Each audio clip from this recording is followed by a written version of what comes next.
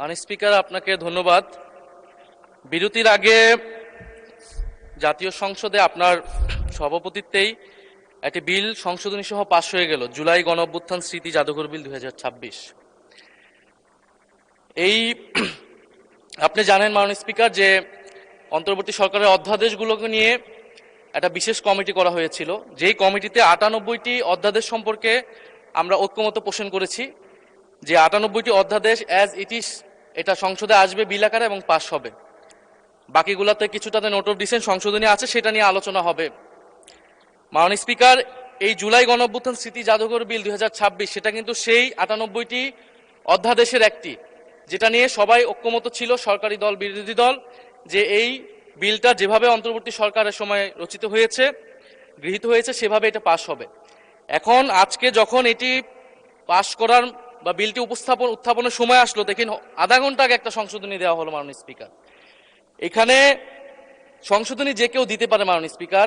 যে 98টাতে ঐক্যমত আমরাও করেছি, সেই 98টার প্রত্যেকটাতে আমরা আপত্তি এবং সংশোধনী দিতে পারতাম, কিন্তু এটা আমাদের মধ্যে একটা কনসেনসাস হয়েছিল যে এটা এই বিলগুলো নিয়ে আমরা কোনো প্রশ্ন তুলব না। এ কারণে কিন্তু মাননীয় স্পিকার সেই সব প্রত্যেকটা বিলে কিন্তু আমরা হ্যাঁ বলেছি, আমরা ঐক্যমত দিয়েছি। কিন্তু সরকার দল আজকে এটা আপনার সামনে, এটা কিন্তু রাজনৈতিক সমঝোতা ভঙ্গ করা হলো, কনসেনসাস ভঙ্গ করা হলো। তাহলে এই বিশেষ কমিটি যেটা করা হয়েছিল, সেই কমিটির কোনো প্রয়োজন ছিল না। আমরা জানি সরকারি দল চাইলে যে কোনো আইন, যে কোনো বিল তারা উপস্থাপন করতে পারে, সংশোধনী আনতে পারে, পাশ করতে পারে, তাদের সেই মেজরিটি রয়েছে। বিরোধী দলের হা নায়ের আসলে এখানে কোনো মূল্য নেই। কিন্তু আমরা এখানে কেন আছি? আমরা এখানে আছি যাতে আমাদের আপত্তি থাকলে জনস্বার্থের বিষয়ে আমরা কথা বলতে পারি। সেই কথা বলার সুযোগ যদি না দেওয়া হয়, এই বিলটি যেভাবে দিনে দুপুরে একটা ছল চাতুরি করে, একটা জোচ্চুরির মাধ্যমে এই বিলটি সংশোধনী সহ পাশ করে নেওয়া হলো। মাননীয় স্পিকার, এটা আমরা প্রতিবাদ জানাচ্ছি। এবং যেই সংশোধনী, স্পেসিফিক সংশোধনী নিয়ে যদি আমি একটু বলি 2 মিনিট, যেখানে 2টি সংশোধনী, বিশেষ সংশোধনী এনেছেন একজন মাননীয় সংসদ সদস্য, যেখানে তিনি প্রস্তাব করেছেন যে সংস্কৃতি বিষয়ক মন্ত্রণালয়ের দায়িত্বে নিয়োজিত মন্ত্রী বা প্রতিমন্ত্রী এই জাদুঘরের যে পরিচালনা পর্ষদের সভাপতি হবেন। আগের সংশোধনীর আগের বিলটিতে ছিল যে একজন বিশেষজ্ঞ, সরকার কর্তৃক নিয়োজিত একজন বিশেষজ্ঞ সেটার প্রধান হবেন। এখানে কিন্তু সরকারই নিয়োগ দিবেন, কিন্তু সংস্কৃতি মন্ত্রণালয়ের অধীনে অনেকগুলো প্রতিষ্ঠান আছে, শিল্পকলা আছে, নজরুল একাডেমি আছে, বাংলা একাডেমি আছে, জাতীয় জাদুঘর আছে। এই প্রতিষ্ঠানগুলো কিন্তু, এটা মাননীয় স্পিকার আপনি যেমন রেওয়াজের কথা বলেন, এটাও কিন্তু রেওয়াজ, এখানে বিশেষ সংশ্লিষ্ট ব্যক্তি যাদের সাহিত্য, ইতিহাস, সংস্কৃতি এক্সপার্টাইজ আছে বা জাদুঘর নিয়ে এক্সপার্টাইজ আছে, তাদেরকে সেই দায়িত্বগুলো দেওয়া হয়। সেই ধারাবাহিকতাতেই জুলাই গণঅভ্যুত্থান স্মৃতি জাদুঘর, এটা কিন্তু কোনো শাখা জাদুঘর না, এটা একটা স্বতন্ত্র, একটা বিশেষায়িত জাদুঘর। যেই জাদুঘরের গঠিত হওয়ার সময় সকল পক্ষের মতামত নেওয়া হয়েছে, যেই জাদুঘরের স্মৃতি কথাতেও সকল পক্ষের, পুরা আমাদের শুধু গণ অভ্যুত্থানের নয়, আমাদের গত 16 বছরের ফ্যাসিবাদ লড়াইয়ের স্মৃতিগুলো নেওয়া হয়েছে, সবকিছুই সেখানে আছে। কিন্তু এখন যদি মন্ত্রীকে সেখানে বসানো হয়, প্রথমত এটা রেওয়াজ ভঙ্গ করা হয়, দ্বিতীয়ত এটা যে আমরা যে সরকারের, বর্তমান সরকারের প্রবণতা দেখছি বাংলাদেশের সকল প্রতিষ্ঠানকে দলীয়করণ করা, সেটারই একটা ধারাবাহিকতা মাননীয় স্পিকার। আমরা দেখেছি বাংলাদেশ ব্যাংক দখল হয়ে, ব্যাংককে দলীয়করণ করা হয়েছে, স্থানীয় সরকার প্রতিষ্ঠানগুলোকে দলীয়করণ করা হচ্ছে, এমনকি ক্রিকেট বোর্ড, সেখানেও মাননীয় স্পিকার দলীয়করণ, পরিবারকরণ সবকিছু করা হয়ে গেছে। আমাদের মাননীয় মন্ত্রীদের সন্তানরা সেই ক্রিকেট বোর্ডের সদস্য হয়ে গেছে। এখন আমাদের জুলাই গণঅভ্যুত্থান জাদুঘর, সেইখানে মাননীয় মন্ত্রীকে কেন সভাপতি হতে হবে? সেটা তো মন্ত্রণালয়ের অধীনে একটি প্রতিষ্ঠান। আর দ্বিতীয় যে সংশোধনী, যে সরকার চাইলে যে কাউকে বাদ দিয়ে দিতে পারবে। এখন জুলাই গণঅভ্যুত্থান আমরা সকলে এক বাক্যে স্বীকার করি, এটা সকল পক্ষের, ফ্যাসিবাদ বিরোধী সকল পক্ষের একটা অংশীদারিত্ব সেখানে আছে। এই জাদুঘর পরিচালনা করার ক্ষেত্র, যে কোনো গুরুত্বপূর্ণ সিদ্ধান্তের ক্ষেত্র এই জিনিসটা মানা উচিত, সকলের সেই কনসেনসাস থাকা উচিত। এখন সরকার সম্পূর্ণভাবে এটার নিয়ন্ত্রণে নেওয়ার চেষ্টা করা হচ্ছে, নিয়ে যাচ্ছে এই বিল পাসের মাধ্যমে। ফলে আমি আপনার কাছে এটার অনুরোধ জানাবো, আহ্বান জানাবো সরকারের প্রতি, যে সংশোধনী বাদ দিয়ে এটা এখনই যেই ভাবেই এটা বিল ছিল, যে ঐক্যমত হয়েছিল বিশেষ কমিটিতে, সেই অনুযায়ী যাতে এই বিলটি আবার পাস করার ব্যবস্থা করা হয়, বা সেই অনুযায়ী আইন অনুযায়ী ব্যবস্থা গ্রহণ করা হয় মাননীয় স্পিকার। আর না হলে আমাদের এখানে থাকার কোনো দরকার নেই। সরকারের নজিরবিহীন যেভাবে দলীয়করণ চলতেছেন প্রতিষ্ঠানগুলোকে, আমাদের দেশে প্রতিষ্ঠানগুলো এই কারণেই দাঁড়ায় না, কারণ সরকার, তার দল, তার গুন্ডা বাহিনী, রাজনীতিবিদ সবকিছুকে তার নিয়ন্ত্রণে কেন থাকতে হবে? মাননীয় স্পিকার, আপনাকে ধন্যবাদ। ধন্যবাদ মাননীয় চিফ হুইপ। সংস্কৃতি মন্ত্রী জনাব নিতাই রায় চৌধুরী, আমার কথাটা শুনে নিন। বিরোধী দলের চিফ হুইপ বলেছে যে বিশেষ কমিটিতে যে আন্ডারস্ট্যান্ডিং হয়েছিল কয়েকটা বিলের ব্যাপারে যেভাবে এসেছে সেভাবেই পাশ করা হবে, ও কোনো রকম অ্যামেন্ডমেন্ট ছাড়া। এবং উনি বললেন যে এই আন্ডারস্ট্যান্ডিং ভঙ্গ করা হয়েছে এই বিগত সদ্য পাশ করা বিলটির ব্যাপারে। আপনি কি মনে করেন যে এখানে কোনো সমঝোতার ব্যতিক্রম করা হয়েছে?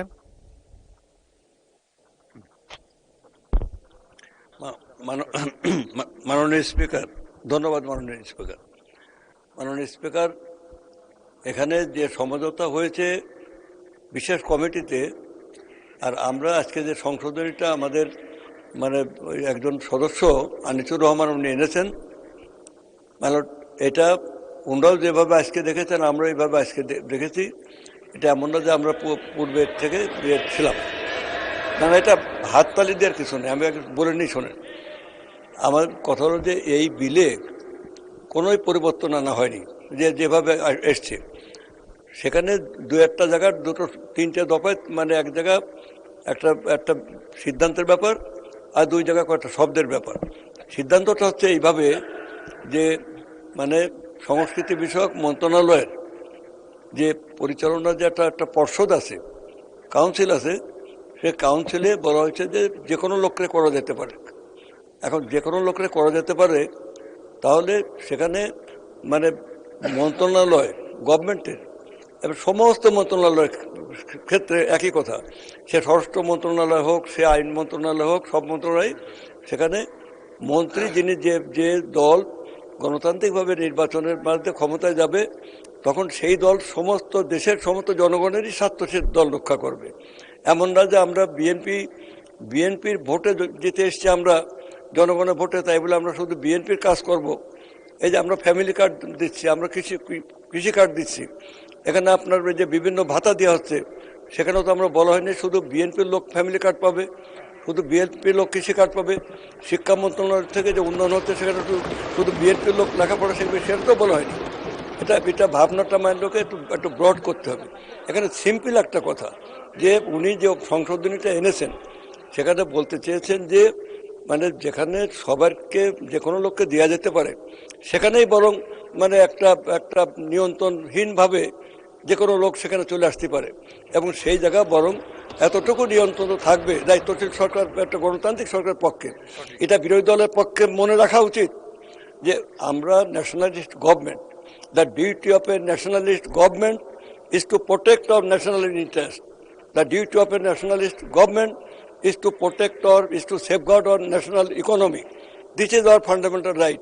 আমরা ডেমোক্রেটিক গভর্নমেন্ট, আমরা জনগণের সমস্ত বৈচিত্র্যকে ঐক্যবদ্ধ করে আমরা দেশের সাথে জনগণের সাথে কাজ করব।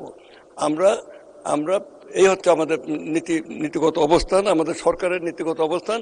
এটা বারবার মাননীয় প্রধানমন্ত্রী তিনি এটা ক্লিয়ার করেছেন সবার সামনে।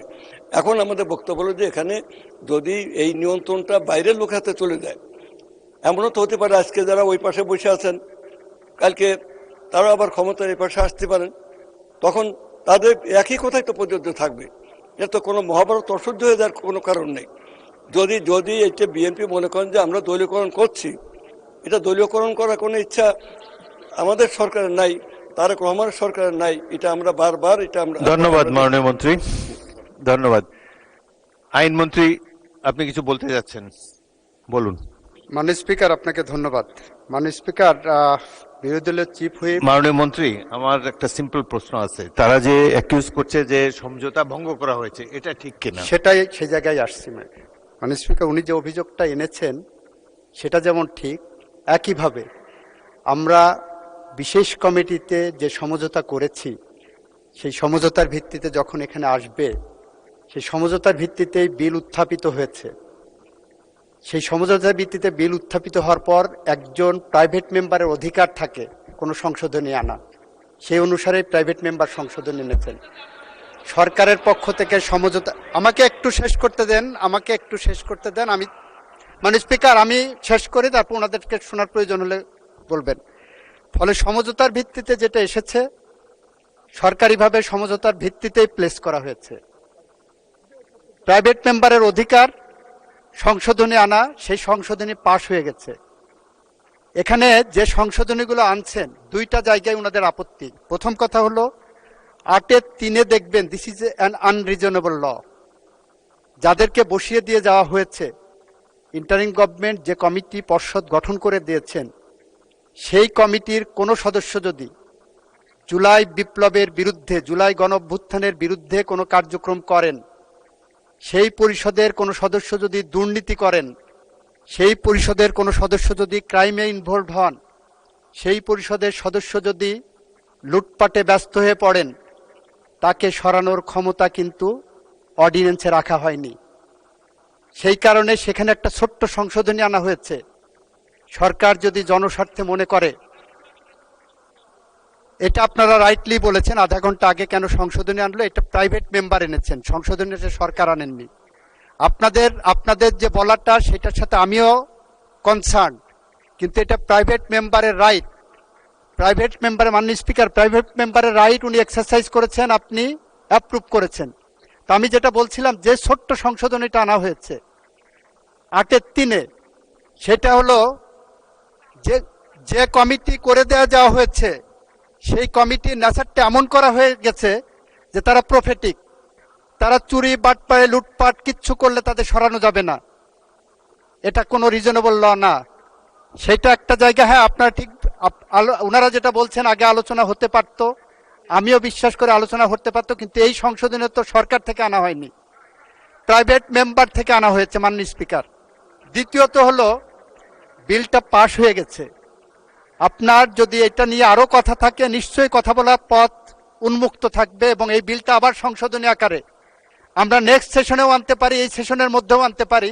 এইটা নিয়ে যদি ওনাদের কোনো আপত্তির জায়গা থাকে, দি floor is open, the discussion forum is open, আমরা সেদিকে এগোতে পারি। ধন্যবাদ। ধন্যবাদ মাননীয় ধন্যবাদ মাননীয় সদস্য। মাননীয় বিরোধী দলের নেতা, আমি একটা কথা বলি, তারপর প্রয়োজন হলে আপনি বসবেন। আপনি আমার কথাটা একটু বলবেন। মাননীয় সদস্যবৃন্দ,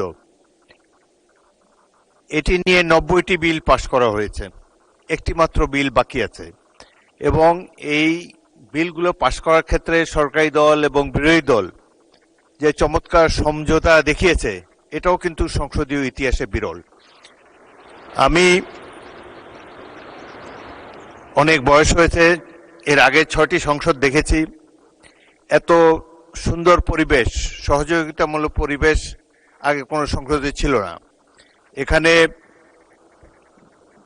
পুরনো সদস্য মোহাম্মদ শাহজাহান এবং গাজী নজরুল ইসলাম আছে, তাদেরকে জিজ্ঞাসা করে দেখেন অতীতের সংসদগুলোর সরকারি দল এবং বিরোধী দলের মধ্যে কি ধরনের পরিবেশ ছিল, কি ধরনের মনোভাব ছিল, কি ধরনের তির্যক অশ্লীল বাক্য বিনিময় হতো। সেই তুলনায় অনেক ভালোভাবে এই সংসদে শুরু হয়েছে। এবং সর্বশেষে আইনমন্ত্রী যে কথাটি বললেন, আপনাদের যে আপত্তি, প্রয়োজন হলে এটারও তো একটা রিমেডি আছে। আমি মনে করি এই বিষয়টি নিয়ে এত অসহিষ্ণু হলে চলবে না। Mister Abdullah, this is not Shahbag square, this is the parliament. এখানে ধৈর্য ধরে অপেক্ষা করতে হবে, শুনতে হবে, আর মৌখিক কথাবার্তা খুবই কম। নোটিশ দিবেন, will adjudicate on the notices. এখন প্রশ্ন হলো, মাননীয় আইনমন্ত্রী যে কথাটি বলেছেন, এটি পুনর্বিবেচনা করা যেতে পারে। আপনারা দরকার হলে নিজেদের মধ্যে আলাপ আলোচনা করে পরবর্তী অধিবেশনে একটি সংশোধনী বিল আনেন, সেটি নিশ্চয়ই সরকারি দল বিবেচনা করবে। এবং আরেকটি কথা হলো যে সংসদের পরিবেশটা আমরা একটু ভালো রাখি। সংসদের চমৎকার বিবিনিং, এত বড় একটা জুলাই অভ্যুত্থানের পর এই সংসদ গৃহীত হয়েছে, এমন একটা ফেয়ার ইলেকশনের মাধ্যমে আমরা সবাই এখানে এসেছি। এত বড় বিরোধী দল খুব কমই এসেছে, 77-78 জন, বিরাট ব্যাপার একটা সংসদে। সুতরাং আমরা এই স্পিরিট অফ কোঅপারেশন নিয়ে সামনে এগোতে চাই। আপনাদের আপত্তি অলরেডি বিবেচনা করবেন বলে আইনমন্ত্রী বলেছেন। এ ব্যাপারে প্রয়োজন হলে আবারও বিলের সংশোধনী আনা যাবে। এই সংসদ 5 বছরের জন্য নির্বাচিত হয়েছে। Let us beer with all this differences. আমরা সকল ধরনের অসুবিধা মতানৈক্য কমিয়ে আনতে পারি। গণতন্ত্রের সৌন্দর্যই হলো এই মতভিন্নতা, না হলে তো একটা দলই থাকতো দেশে। এখানে 3-4টি দল অলরেডি আপনারা এখানে রিপ্রেজেন্টেড। সুতরাং আমি স্পিকার হিসাবে আপনাদেরকে অ্যাসিওর করতে পারি, I will do my best to see that opposition gets is due. এটা আমরা নিশ্চয়ই চেষ্টা করব।